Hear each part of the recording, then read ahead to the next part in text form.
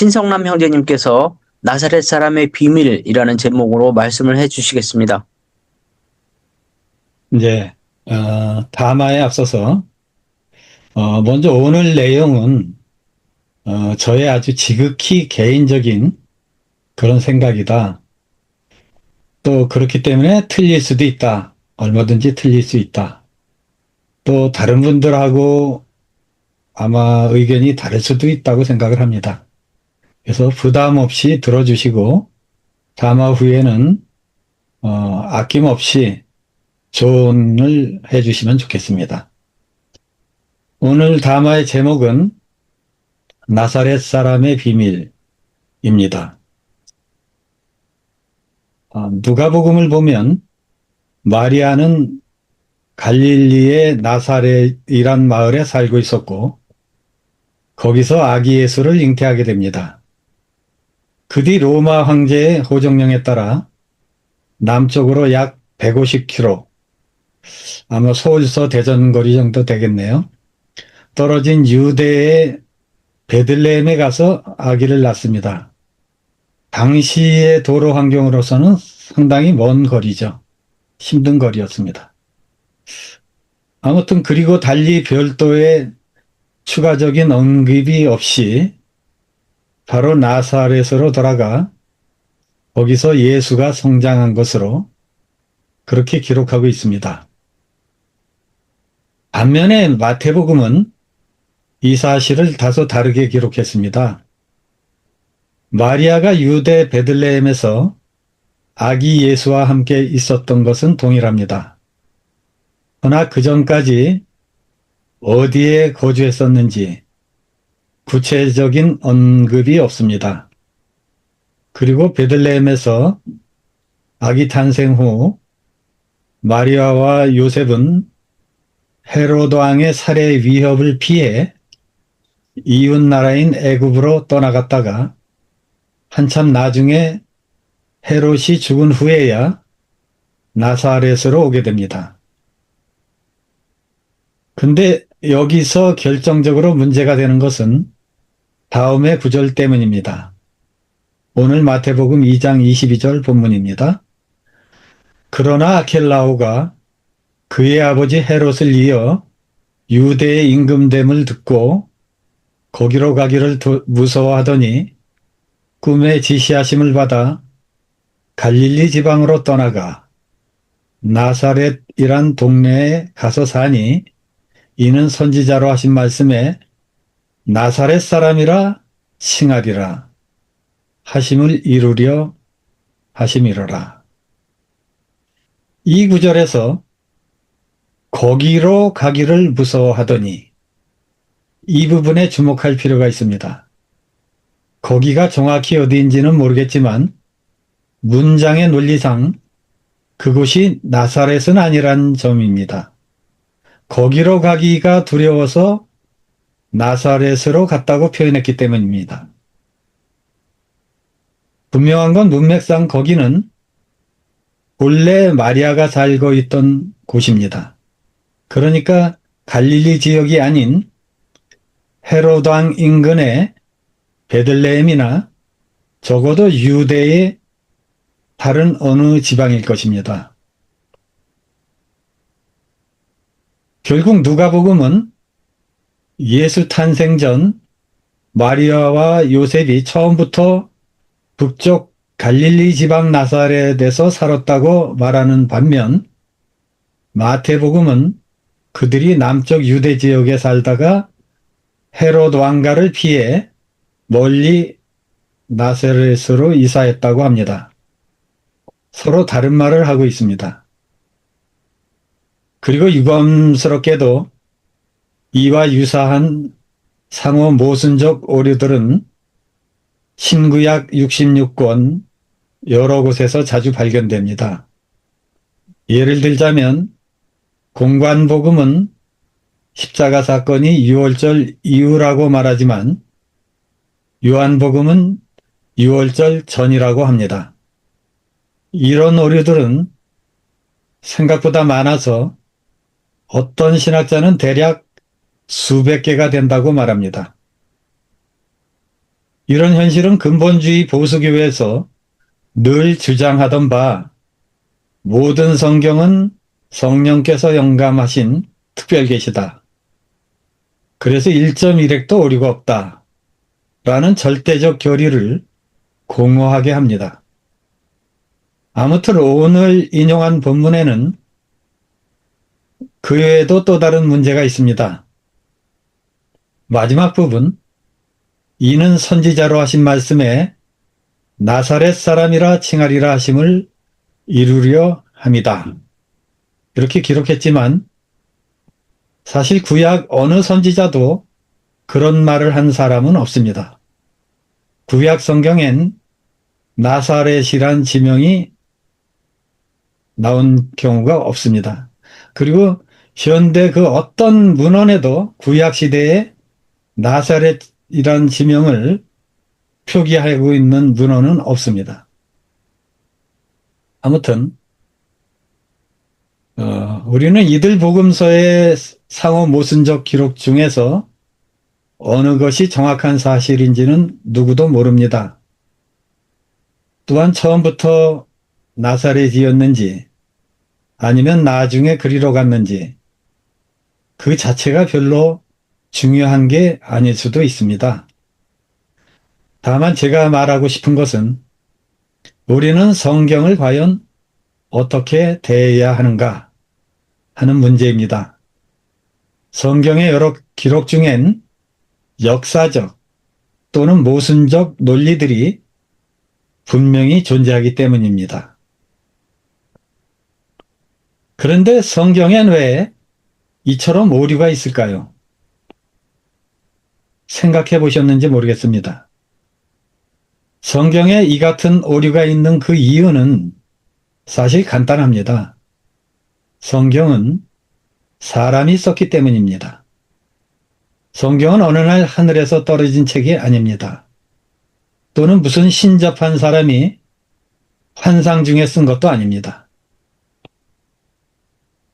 그럼에도 어떤 교회가 틀린 것이 아니다 라고 주장한다면 그건 교조적 맹신이며 신학적 기만입니다. 저는 성경을 있는 그대로 보는 것이 가장 중요하다고 생각합니다. 사전에 미리 성경 무엇설이니 유기적 영감설이니 하며 자기 도치성 가설을 미리 세우고 특정 교리나 신학을 설정하여 그 틀에 맞춰 해석하는 건 종교적 망상이라고 봅니다. 잘 알려진 대로 디모데후서 3장 16절에 모든 성경은 하나님의 감동으로 된 것으로 교훈과 책망과 바르게 함과 의로 교육하기에 유익하니라고 되어 있습니다. 하지만 사실 이 구절을 기록할 당시에는 신구약 성경이 아직 확정조차 되지 않은 상태였습니다. 이 서신들이 대략 AD 50에서 60년 사이에 쓰여졌다면 구약 성경이 확정된 건 AD 90년 얌리아 회의였다고 합니다. 그것도 확정은 아니고요. 대략적으로 그렇게 묶어서 생각을 했죠. 신약 성경은 아예 이보다 한참 거의 300년 뒤인 AD 397년 카르타고 종교회의에서였습니다. 그러니까 성경도 확정되지 않았고 그 많은 묵시문학 문서들 중에 성문서들 중에 무엇이 성경인지 알아서 성경이라는 단어를 우리가 정의할 수 있었겠습니까? 그리고 디모데 후서 이 자체도 그 저자가 실제 사도 바울인지 아닌지 지금도 논란이 많은 책입니다. 그래서 우리는 현재의 66권 정경이 대체 어디까지 영감된 책인지 정확히 검증할 수가 없는 상황입니다. 결국은 대부분 믿음과 신념의 영역이 된 셈입니다. 일찍이 최초의 성전을 건축한 솔로몬 왕은 이렇게 말했습니다. 열왕기상 8장 27절입니다. 하나님이 참으로 땅에 거하시리이까? 하늘과 하늘들의 하늘이라도 주를 용납하지 못하겠거늘 하물며 내가 건축한 이 성전이리오리까? 이는 하나님의 임재를 사람이 만든 특정한 신전 속에, 건물 속에 제한할 수 없다는 뜻입니다. 저는 사람이 만든 경전도 마찬가지라 생각합니다. 하나님은 사람이 만든 책 속에 갇혀 있는 분이 아닙니다. 거기엔 적지 않은 인간의 실수와 오류가 포함되어 있습니다. 어찌 보면 성경은 조직적인 조작이 아니기 때문에 오히려 그 오류가 현재까지 잘 보존된 측면도 있습니다. 오류를 오류 그대로 둔 것입니다. 그래서 저는 성경은 무오하다고 가르친 일부 교회에 더 큰 책임이 있다고 생각합니다. 만일 수천 년 동안 시대를 넘어 구전된 수많은 사건들이 여러 사람들의 손으로 편집되고 기록되고 복사되고 그리고 전달되는 과정에서 단 하나의 오류도 없다면 오히려 그것이 더 이상한 조작일 것입니다. 하지만 성경에 오류가 있다고 해서 너무 실망할 필요는 없습니다. 성경은 사람의 손으로 쓰여진 것입니다. 다만 우리는 지금 그것이 어디까지 진실이고 사실인지 직접 확인할 수가 없고 검증할 수가 없다는 현실적 한계를 인정하면 될 것입니다.